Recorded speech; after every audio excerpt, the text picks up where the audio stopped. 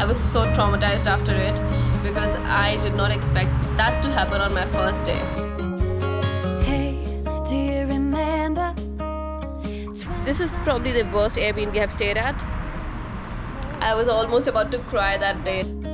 And the sound of the falling snow, the fireplace. Good morning from Toronto. Had a very adventurous night. And oh my god, I look like a wreck. A single cloud in the sky.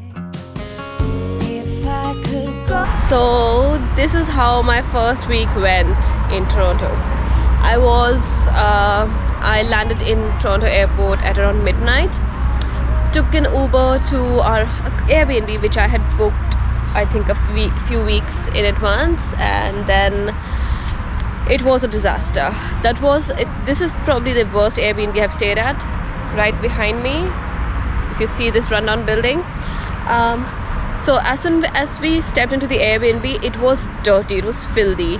We couldn't find our room, so she had given us wrong directions to the room and also given us wrong code to enter the room. But thankfully I located it looking at the pictures that were advertised and found a room that was basically open, used. No one had cleaned it, and this is how it looked.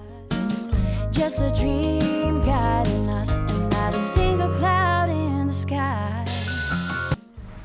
So basically it was 1 a.m. and it was filthy, and I tried contacting the host. She wasn't even replying. I tried calling her. Her call straight went to voicemail, and so I was like, I don't know what to do. I tried looking at other places on Airbnb which maybe I could go to and then cancel this reservation, but there was nothing available right at that point of time, and whatever was available was either $5,000, $6,000, $7,000. I mean, that's how expensive it was. So we thought we'll just stay here. And then the next morning came.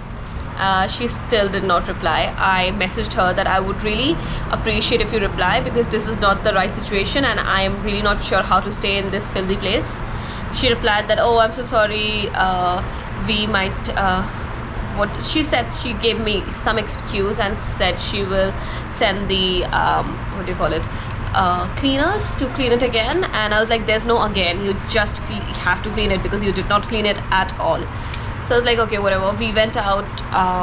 We thought we'll just leave the room like that for the cleaners to clean, and then we'll go out and do our stuff. So we had to get our SIM and open a bank account, and that's where we went. I wouldn't think twice. A pair of jeans and a dusty shirt. We didn't have a dime. No, you and me were poor as dirt, and all we had was time. When you and me. So first day in Toronto and first day in Canada. I started off with a cup of coffee, obviously. Couldn't do without that. But after that I went to get a Presto card, which is like the public transport card you need to have if you're traveling on public transport in Toronto. So I got that from Shoppers Drug Mart. Bought a card for $6 and added about $50 on top. So this is something that you should have because you won't be having a car over here, so you will need to use public transport.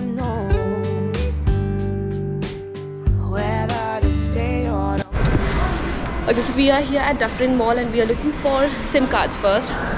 The data that people offer here is very less. That I had read about this before, that there's like very less data on SIM only plans, which is a little weird because people use a lot of internet.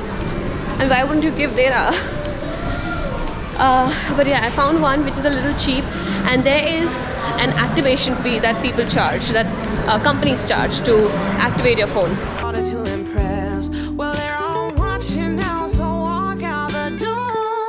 I'm not gonna last. I'll tell you now. So Virgin Plus has this promotion going on where they're offering 20 gigs of data for $45, and if you add another line, like for your partner or someone, the second line is $35. So after all this happened, we decided to have lunch at Taco Bell, which was very close to this mall. A guy came in, he was selling drugs, like just shouting and selling drugs in Taco Bell, and then someone bought it from him and he was like creating a nuisance over there.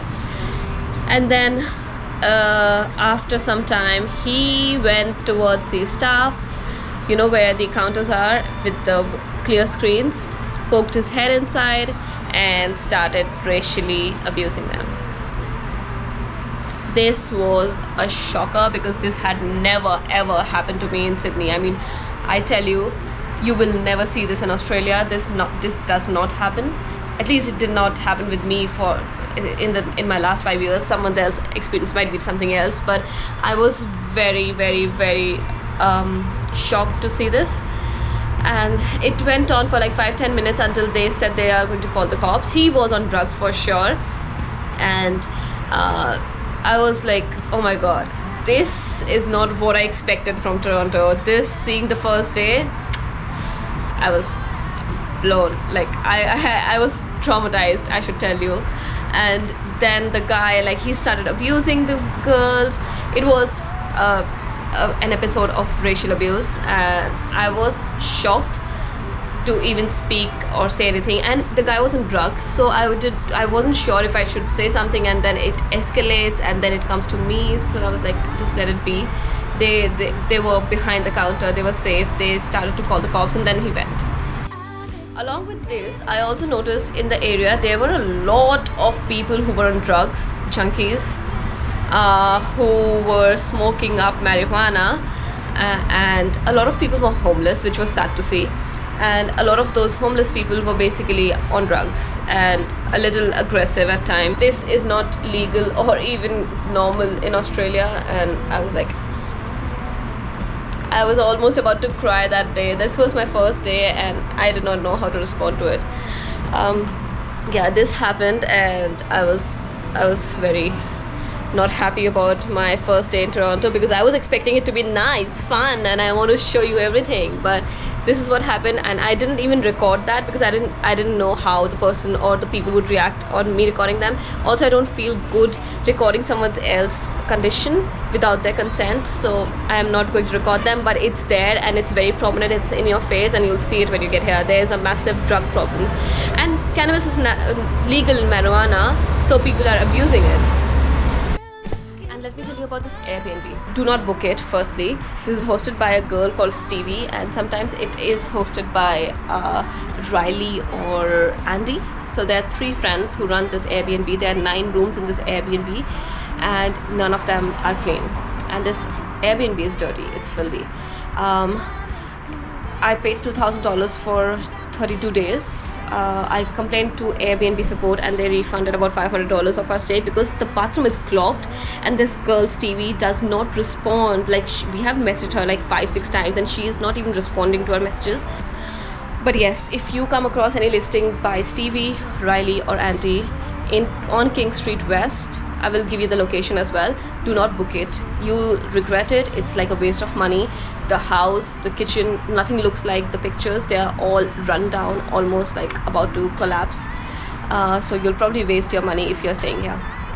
And I'm gonna be keeping you updated for the rest of our journey life in here, and I can't wait to show you this city. It is exciting, but I would prefer Vancouver more, I guess. But this is like a starting point to just put your foot in, get a job, build a life a little bit, experience Toronto, and then move on to the other city.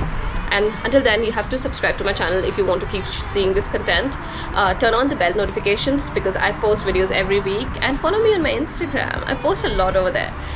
So yes, I'll see you next week, and ta-ta, bye bye.